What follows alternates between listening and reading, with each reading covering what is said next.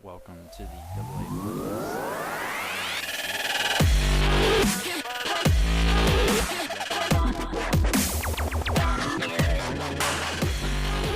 Want to go over a little bit about the college games this weekend, some of the major performances from the stars of the weekend, including Jalen Hurts, Justin Fields, Trevor Lawrence, some stuff like that. I just want to ask you, who do you think was your player of the week for last week's college football? My player of the week is Jalen Hurts from Oklahoma. He lit the UCLA defense on fire last week. I mean, he even set a record for Oklahoma quarterback in the first half with, I want to say, 100 rushing yards and like 200 passing yards or something like that. It was really impressive, and they just kept pouring it on, never stopped. I mean, it's going to be hard to stop this train going forward, so that's my player of the week. What about yours? I'm going to have to give it to our boy Jaden Daniels.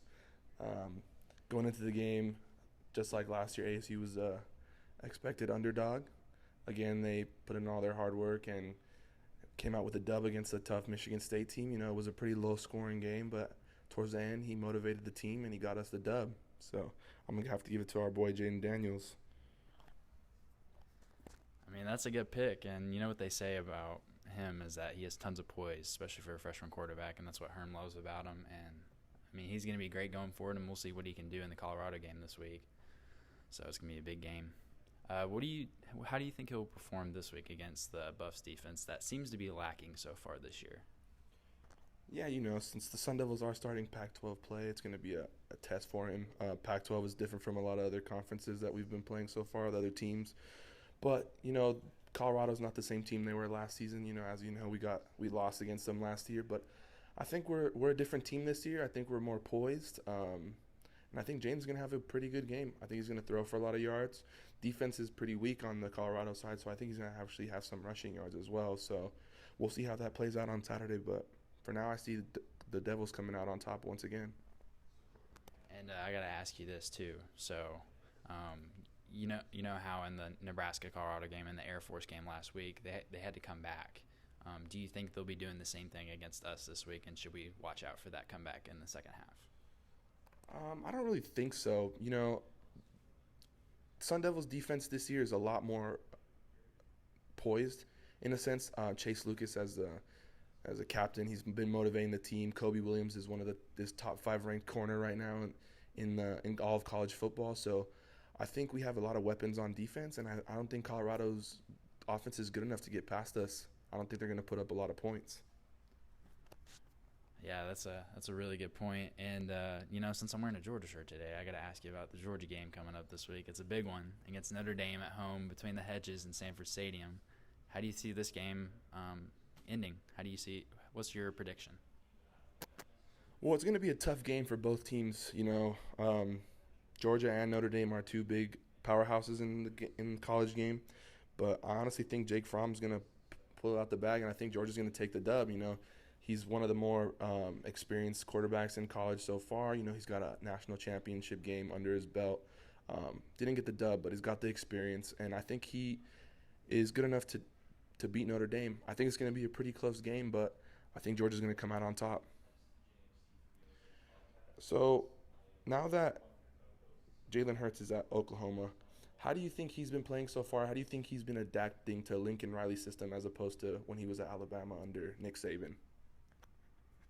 I think he's adapting really well. You could see it in the spring game where he was just going off, and obviously in the Houston game, and then UCLA, and then the team they played before that. I'm not sure who it was at the moment, but he seems to be adapting really well. And it's just proven. Kyler Murray, first year playing, he did Heisman winner, and then Baker Mayfield.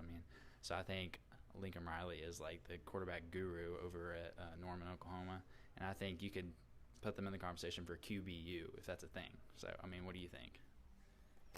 Yeah, without a doubt. When you have 2 straight Heisman Trophy winners in the same position from the same school, you kind of have higher expectations, to produce a good quarterback. And the fact that Jalen Hurts just came in from basically taking a year off, coming in and playing as dominantly as he is, it's pretty impressive, And you got to give credit to Lincoln Riley, He produces those players and he produces those quarterbacks. So I think he's going to do great. I have him as one of my top 2 for the Heisman favorites so far this season. him along with Trevor Lawrence.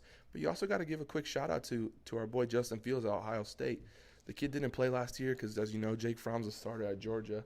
But he's doing great for his first year at Ohio State, and I think we should not count him out at all. What do you think?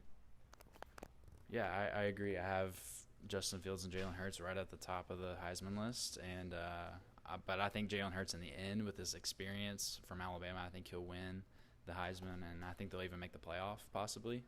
And but I have a question for you relating to Arizona high school football, since that's one of our themes. You know, Spencer Rattler's on Oklahoma. I don't know if he's I think he's the third string right now. Am I right? Yeah, okay, maybe second string. Do you think he'll be the starter next year for Oklahoma once Jalen Hurts leaves? Yeah, without a doubt. Oklahoma has such good quarterbacks that if Jalen Hurts wins a Heisman next year, I think Spencer Rattler has a chance even to win it next year because, Jalen Hurts is in his last year of eligibility, so it's either make it or break it for him this year. He either gets drafted or he doesn't, so it's going to be Spencer Rattler's time next year. And the kid can play. He balled out for Pinnacle last year. He was the best player in the country. So he also has some really high expectations, but the kid's good enough to live up to them, and I think they're going to do really well. Yeah, I agree. And so that's all we have today for the AA podcast. My name is Austin Nicholson, along with Andre, and we'll see you guys next time. Hi, welcome. My name is Austin Nicholson. I'm here with Andre. This is the AA podcast, and this is our practice episode, and this is my recording. So what's going on, Andre? Nothing much, man. Just coming back from a pretty long weekend. A little tired right now, but not too crazy going on. How about you? Just, tired from watching a lot of college football and doing a lot of late night homework, but very disappointing loss ASU had, don't you think? Yeah, it was a tough game for sure. Colorado actually came out and played.